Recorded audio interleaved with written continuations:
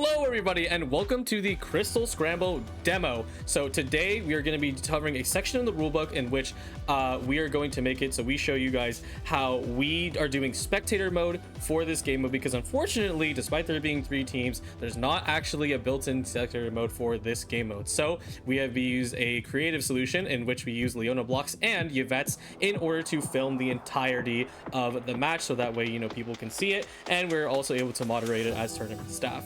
So there are some restrictions on the map, and we're going to go a step-by-step walkthrough of each part of the map in which these places are, and where you need to stop moving, etc., so you don't violate any of the tournament rules. So right now I'm going to start on myself. I am the main camera as Coach of Creations, and I am sitting on the side mining rig.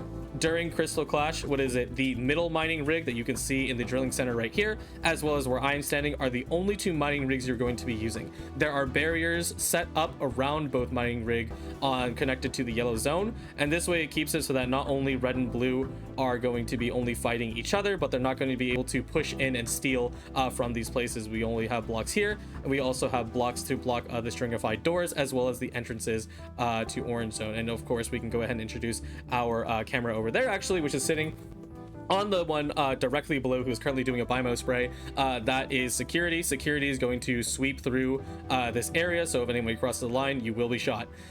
And just in general thing is that, of course, staff are going to be standing in the field in order to make sure that they can see stuff as we go through it. You're going to see Yvette's are standing your red base, blue base, and the middle. And if you continuously shoot the staff off, or break the blocks, we will have to disqualify you, because otherwise there's no way we are able to actually view the match itself.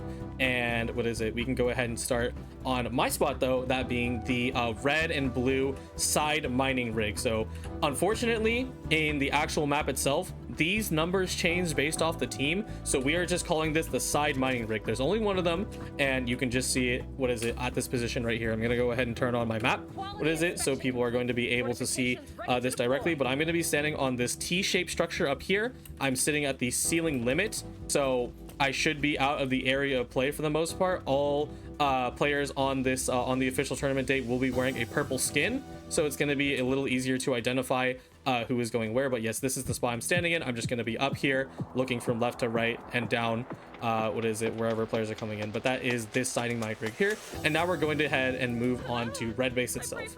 So going ahead and moving on to red base over here. So we have our red base camera. Yvette is just looking over red base, and she's just going to be hanging out up here. Invisible, trying to keep away from any of the players, but they can see this all the way through there.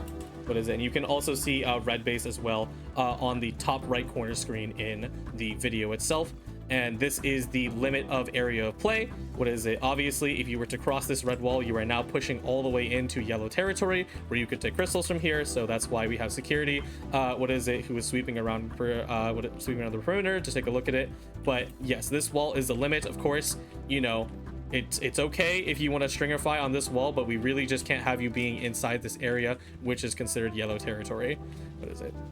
But yes, this is all of red side. Now if we go ahead and move on to blue team, and then we'll move on to middle afterwards, we have our blue base cam over here, and the same thing applies. Yvette is going to stand invisible away from the field, and she's going to be able to look left and right and see the area of play. And of course, to make sure it's reflected on both red and blue side, we have made it so that the entry points are equal on each side. Obviously the map is asymmetrical, but you all have 5 entry points, being the side hallway, the the second to side hallway, the middle stringified door, and also the outer ridge point, so you're able to enter from any piece of this building, effectively speaking. So when it comes to the blue side of the map, we have the blocks placed here, and we have the blocks placed over here. So you have an access point, so if you need to grab a crystal and then dive out of this window, or you're trying to escape a bunch of gunfire, you can run in through this entrance and go through here. Of course, if we were to push the map any further, if you were to jump over here, this is in yellow territory, you can see the yellow box, and that is going to be a violation. So don't come in here and shove out to the other side. You're going to come just through this hallway, and then straight down afterwards. So that is the side of blue base restrictions. Now if we go to the middle is a little more interesting because of course we don't want to restrict this area of play here because that would be a little bit too much. So we are giving you free reign, to walk all the way up to here as well as all the way up here when it comes to the play area, because of course, you know, this would be a strategy for you to come up around here and then, you know, jump over to this side. But of course there's going to be a restriction over here because this is heading into yellow territory, and you've seen that is reflected on the wall as well over there. So those are all blocked off. There's also these stringified doors that lead to yellow base. You can't go through here. What is it? And you also, if I go ahead and flip over here, you cannot go through here.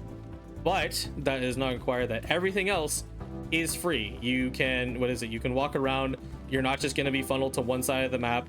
You can have this area, as much as you wish. Of course, we will have a Yvette camera as well. We have one other invisible Yvette up here on top of the blocks. We could of course stick to the wall, and this does actually make it a better camera position. If I go ahead and turn on F9, this actually makes it a better camera. However, we are doing this to make sure that you guys aren't getting caught by scans, Michelle turrets, etc. We are really doing our best to lower the amount of abilities that can be targeted onto the Yvettes, of course, because we want your abilities to actually target the enemy team and not us, because your abilities will be wasted otherwise. So this is the most effective strategy that we have when it comes to preventing other abilities that are tossed around the map to stop from targeting us. But yeah, that is basically it when it comes to this entire situation. Of course, it's not a foolproof situation when it comes to making a spectator mode for game modes that don't have spectator modes, but this is the most effective solution that we were able to find through testing.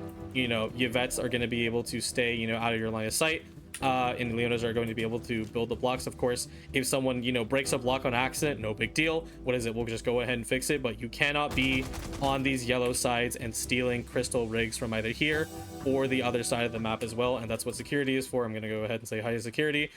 You can obviously see that during the testing we do have extra speed, extra flight, and of course if I turn on F9, extra health. So if you really do want to cross into the territory and you do it too many times, we will take you out as a warning.